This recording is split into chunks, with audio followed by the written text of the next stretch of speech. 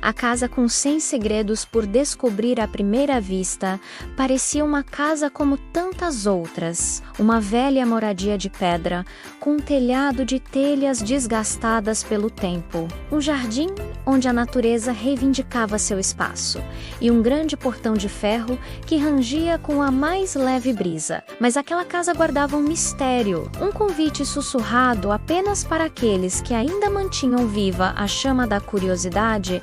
Ela escondia 100 segredos à espera de serem descobertos. Não eram segredos anunciados com placas ou mapas dourados.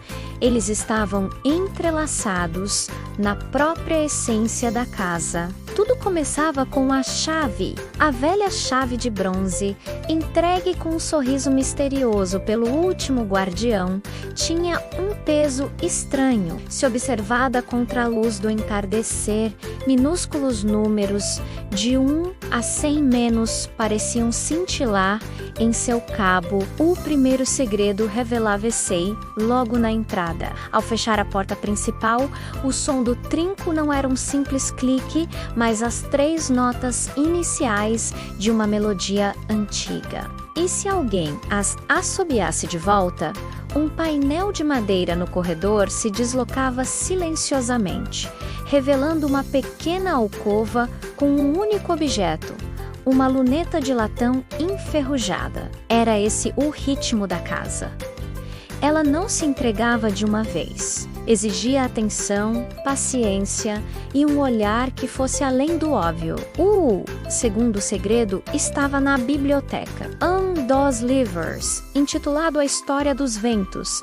Não tinha páginas escritas, mas, se colocado no parapeito da janela durante uma noite de lua cheia, as palavras apareciam como se escritas com prata líquida, contando histórias do mundo. O 7º segredo morava no relógio de pêndulo da sala de jantar. Às 3h33 da madrugada, o tic-tac parava e o ponteiro dos minutos girava sozinho, apontando para um entalhe específico na moldura da lareira que liberava um cheiro distinto. Hora de mar.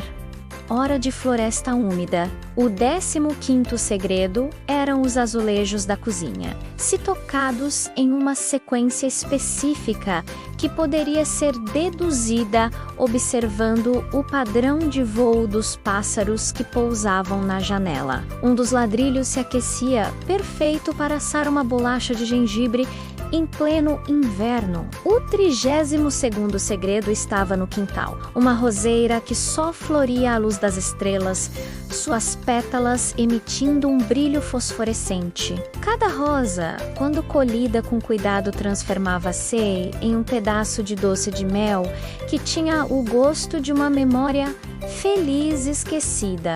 Alguns segredos eram visuais, como a mancha de umidade no teto do sótão, que, vista de um ângulo preciso, formava a imagem de um mapa de constelações desconhecidas. Outros eram táteis, como o degrau da escada, que afundava levemente e, ao fazê-lo, fazia com que todas as lâmpadas da casa piscassem na cor azul por um instante. Havia segredos sonoros, como o sussurro que vinha das tubulações na primavera, contando segredos em uma língua de água e vento. Descobrir cada um era como desvendar uma personalidade diferente da casa. Ela era uma guardiã de histórias, uma inventora de maravilhas, uma colecionadora de momentos. Alguns segredos eram pura poesia.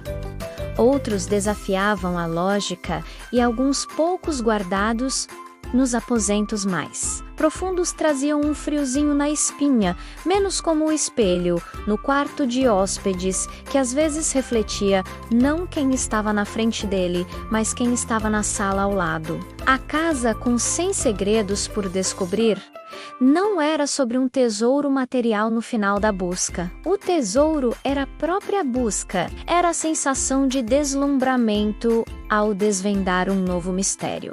a conexão íntima que se criava com cada canto, a certeza de que a magia não tinha partido do mundo, ela apenas se esconder em lugares onde ainda pudesse ser encontrada, por aqueles que acreditam que um armário pode ser mais do que um armário, e que uma porta pode levar a muito mais do que a outro cômodo. E diziam: quando o 100º segredo fosse finalmente revelado, algo extraordinário aconteceria. Talvez a casa inteira se transformasse, ou talvez fosse o coração de quem a descobriu que nunca mais seria o mesmo. Ninguém sabia ao certo, mas todos concordavam em uma coisa: a jornada para desvendar os 100 segredos era, em si, o maior e mais belo segredo de todos. Os 99 primeiros haviam sido encontrados ao longo de meses, anos talvez. A casa aos poucos deixava de ser um enigma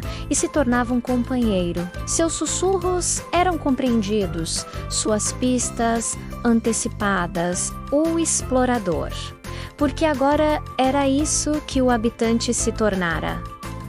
Menos conhecia cada sombra, cada textura, cada mudança de luz nos cômodos. Mas o último segredo, teimosamente, se recusava a aparecer. Não havia mais livros misteriosos nas estantes, nem azulejos quentes, nem reflexos estranhos nos espelhos. A casa parecia ter se esgotado. Foi então, numa tarde comum, com o sol preguiçoso entrando pelas janelas poeirentas do sótão, que o explorador Sensei, num velho baú, um pouco desanimado, olhou ao redor para os objetos acumulados de tantas descobertas.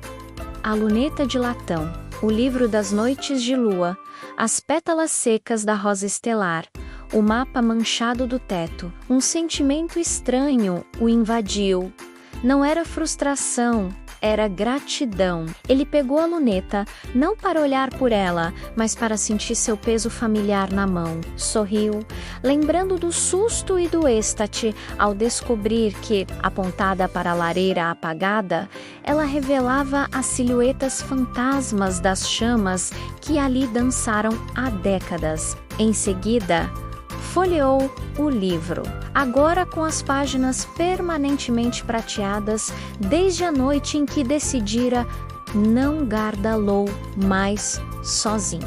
Cada objeto era uma memória, uma pequena vitória da curiosidade sobre a indiferença, e no impulso começou a recolocá-los, não nos lugares de onde os tirara, mas em novos locais, criando sua própria ordem. Pendurou a luneta num gancho perto da janela, para que visse o jardim. Colocou as pétalas secas dentro do livro como um marcador.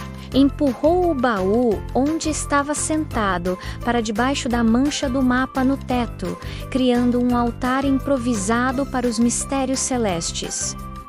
Ele não estava mais buscando, estava devolvendo. Estava, ao terminar, exausto, mas com um coração leve, desceu até a sala de estar e sentou-se na poltrona que ficava de frente para o relógio de pêndulo.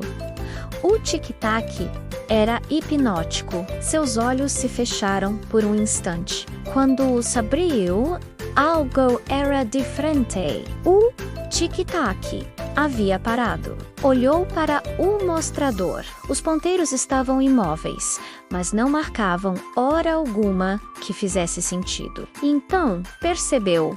O som não tinha vindo do relógio, vinha de toda a casa. Era um zumbido baixo e rítmico, como se as próprias fundações fossem um coração gigante batendo. Lentamente, cada objeto, cada móvel, cada rachadura na parede começou a emitir uma luz suave e âmbar. A luz não ofuscava. Era quente e aconchegante, como o brilho de uma lamparina. No centro da sala, as diferentes luzes se fundiram, projetando no ar uma imagem tridimensional e em constante mutação. Eram cenas de todas as descobertas. Ele se viu, menor e mais assustado, abrindo o painel secreto do corredor pela primeira vez. Viu suas expressões de espanto, de alegria, de concentração. A casa não estava apenas mostrando seus segredos, estava mostrando ele descobrindo-os, estava mostrando a jornada.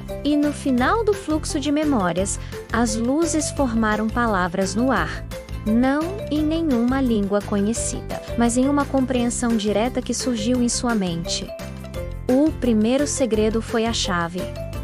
O 100º segredo é a gratidão. Você não me desvendou. Você me completou. A casa agora é sua e você é finalmente da casa. As luzes se apagaram suavemente. O tic-tac do relógio retomou seu ritmo normal. A sala estava exatamente como antes, mas nada era como antes. O explorador olhou em volta e pela primeira vez não viu paredes, pisos e tetos. Viu um organismo vivo que respirava com ele. Sentiu que as portas não trancavam mais segredos, mas convidavam a memórias. E percebeu que o maior mistério nunca havia sido o que a casa escondia, mas a transformação silenciosa que ela operava naquela pessoa disposta a ver. Inscreva-se no canal, deixe seu like para nos ajudar a contar mais histórias como esta e mostre este vídeo para seus amiguinhos. Junte-se a nós na próxima aventura.